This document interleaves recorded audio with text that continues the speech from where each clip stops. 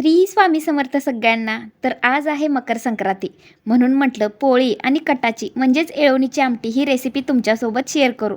ज्यांना माहीत आहे त्यांच्यासाठी नाही, पण ज्यांनी मला पोळीची रेसिपी विचारली होती ही रेसिपी त्यांच्यासाठी. तर मी घेतली आहे 1/2 किलो हरभरा डाळ आणि त्याला थोडं तेल लावलं आणि ते मिक्स करून घेतलं. मग ही डाळ कुकरला लावून घ्यायची आणि कुकरमध्ये आपली डाळ शिजलेली आहे अशी गिरगिरीत डाळ शिजवून घ्या आणि मग ती अशी चाळणीत ओतायची आणि याच शिजलेल्या डाळीची आपल्याला येळवणीची आमटी करायची आहे. शिजलेली डाळ कढईत टाकायची आणि तुम्हाला जेवढं गोड हवं आहे तेवढा गूळ बारीक करून घ्या आणि हा गूळ घालायचा आहे कढईत. चांगलं परतून घ्यायचं. मग त्यात टाकायचे आहे अर्धा चमचा हळद. चांगलं मिश्रण हलवून घ्यायचं. असे गिरगिरीत डाळीचं मिश्रण झालं की मग हे पुरण वाटायला घ्यायचं. पुरणाची चाळण तर सगळ्यांच्यात असतेच. असं बारीक पुरण वाटून घ्यायचं. बघा, हा असा गोळा तयार झाला पाहिजे. मग घ्यायचं आहे 10 ते 12 पोळ्या होतील एवढं गव्हाचं पीठ.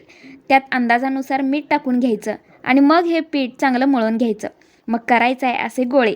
थोडं पीठ लावायचं आणि असं खोलगट करून घ्यायचं. मग त्या पिठाच्या मापाचा पुरणाचा गोळा करून घ्यायचा आणि यामध्ये असा घालून घ्यायचा आणि आपण जसे मोदक करतो तसे याचं तोंड मिटवून घ्यायचं. थोडं पीठ लावायचं आणि पोळी लाटून घ्यायची. तुम्ही जर सगळं प्रमाण व्यवस्थित केलं, डाळ चांगली शिजवली तर तुमची पोळी उत्तमच होणार. वरून थोडंसं तेल शिंपडायचं आणि दोन्हीकडून चांगली पोळी भाजून घ्यायची आणि अशी झाली आहे आपली पोळी तयार. मग आता करायची आहे येळवणीची आमटी. त्यासाठी घेतले खोबऱ्याचे तुकडे, आले, लसूण, टोमॅटो, कोथिंबीर याचं सगळं आपल्याला बारीक वाटण करायचं आहे. तर असं घेतलं हे मिक्सरला बारीक करून. मग भांड्यात 2 चमचे तेल टाकायचं. मग थोडी मोहरी आणि थोडं जिरं टाकायचं. मग टाकायचा आहे कढीपत्ता. आपण केलेली बारीक पेस्ट टाकायची आणि चांगलं हलवून घ्यायचं.